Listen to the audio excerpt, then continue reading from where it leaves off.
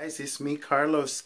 Hey, today we're talking a little bit about those muscle aches and nagging pains that kind of like either wake you up, rude awakening, or kind of make you a little bit uncomfortable for fear of getting stuck or things getting worse if you had a history.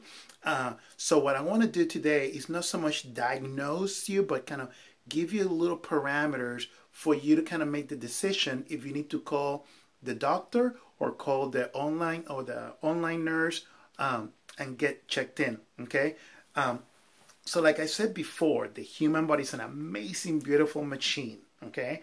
And when we're looking at it from the therapeutic training concept, we're looking at four different big systems. Okay. Of course, the one that, the whole hub kind of sits is your hormone endocrine system, right? So that's kind of like dictates whatever happens, around you every day, day in, day out. But then today I want to talk to you about how to know if it's a muscle, if it's a ligament, if it's a nerve, what's going on. Now remember, previously I talked to you about if you're a mom, you already had some sort of medical procedure, if you have back surgeries and some things like that, you're already predetermined in that you have to work on not only on being healthy, but staying in shape. Because like I tell my moms, in my private groups, it's like a turkey. Once you get cut open like a turkey, it's not the same, right? All the juices and the good stuff start kind of seeping out.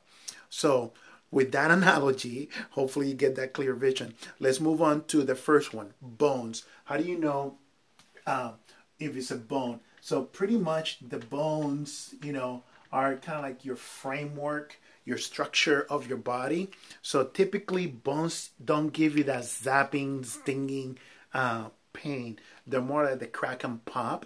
Okay. Sometimes from my manual therapy experience, you feel lock.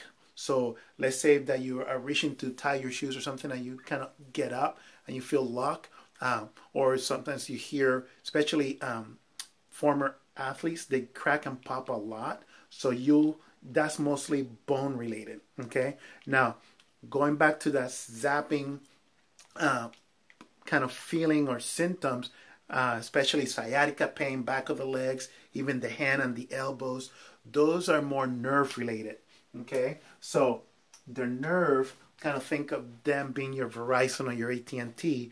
They send signals. They're like communicators. They send signals to your brain that something is not right, something that needs to be looked at or to be aware of. Okay, so that's the nerve. Okay, so if you feel now wait for a minute, sometimes it's the other way. There's no communication. So if you're like one of those people that kind of sit on your foot and you try to get up and your foot is numb, you pretty much shut down the line of communication, right? So your nerve have been pinched and there's no signal sending to the brain. So your foot fall asleep or your elbow fall asleep if you're driving with your arms on the window, right? So it can go either way. It can send you signal or it might not send you signal, okay? And that's why one of my things I always tell my clients is, pain is good because pain tells us that there's communications happening. Is when there's numbness that we kind of freak out, right? We like communication a lot. All right, the next system that I want you to talk to yourself is the circulatory system. And we're talking more lymphedema, swelling, infections, and we're talking blood cells, blood supplies. Blood supply pretty much is in charge of running nutrients through the entire body.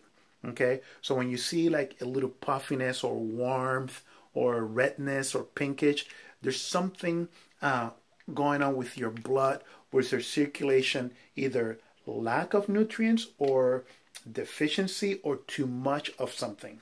Okay, and that's when the hormone, the very hub, kind of help you figure it out. It's a viral, bacterial, and it lets you know via the blood, right? So things to look for. So if you wake up or if you get out of the shower and you see like a redness spot underneath the armpit, okay, something to look at. Is it what is going on? Is it an infection, viral infection, bacterial? But your body's telling you via circulation there's something wrong. It's not a shooting pain, okay, most of the time. So you can cross that out. It's not nervous. It's not cracking and popping. So it's not a bone related or structural related. But at least you can start kind of cross-checking, cross-examining that it's going to be more circulatory related and hormones. So I always start from the bottom up, kind of deal with the hormone concept, endocrine system, and work my way through this process. And then between this and that, between the hormones and the cross-check process, by then I'm able to resolve or pinpoint down what the main issue is and decide if the person should really seek medical attention immediately, or is something that they need to either address via nutrition or via body work, massage, foam rolling, acupuncture, whatever that is, cupping, or something that we need to look at it mechanically and physiologically from the fitness component. Okay, I hope that gives you a little peace of mind. I know it can be kind of freaking out, mentally exhausting, not knowing if you doing something or trying a new activity is going to lock you up, if it's going to create a permanent damage to your current situation. But I hope this helps. And if you got any questions, definitely reach out to me, leave a comment, and I will definitely either point you in the right direction or find the answer for you. Okay? I hope you have a phenomenal day. And next time we'll go a little deeper because I really want you guys to start learning to read your body. Okay? I hope you found this useful. Talk to you guys later. Bye.